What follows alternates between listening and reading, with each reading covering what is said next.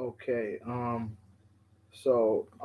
basically, so like I said, a lot of you guys are probably tuning in from my Facebook Live posting, and there are three math videos already posted, but this is going to be. I'm basically going to walk you through all my education experience. I'm going to I'm going to tell you about all the education and experience I have when it comes to elementary education. So I have a master's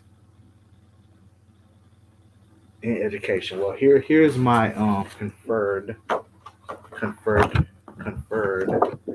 degree from the University of North Florida. So it's a master's of education in elementary education. As you can see, it's signed by the governor, the chairman, University Board of Trustees, the president, and the dean of University of North Florida. So that's that. Now I'm gonna go along. I'm gonna go from course to course to course to course in that program. This was the first. This was a book, the textbook that was associated with my very first course. And in this class, I wrote projects. I did a research paper on factors impacting development. And in that paper, one of the things that I remember the most is I talked about um, the the term, the concept of emotional regulation. So I'm just testing this live out to see how it works. So I just want to see what it looks like. And I'm going to talk briefly about emotional regulation. So I'll just go with this first definition. Emotional regulation concerns how individuals manage emotional experience for personal and social purposes. So it concerns how individuals manage emotional experience.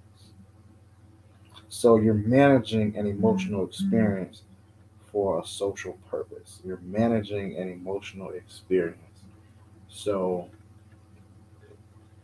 like somebody might, I guess, managing an emotional experience.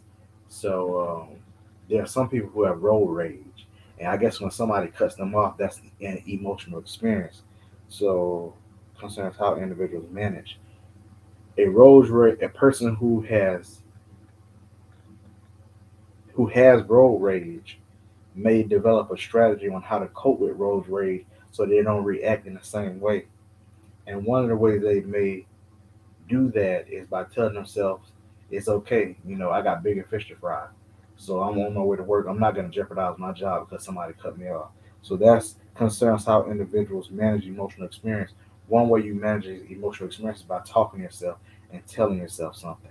So that's a part of emotional regulation. And that was for really grown ups, but we're going to use that as a foundation to show how children could possibly use emotional regulation.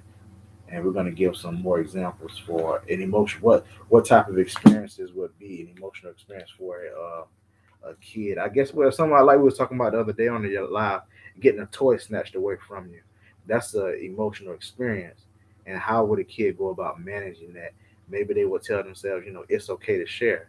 So that way, that'll calm them down. They have to tell themselves it's okay to share, and maybe they'll get return the toy back in 2 or 3 minutes. But also, the other kid needs to realize that they don't need to be snatching anything. They may need to politely ask. So, yeah.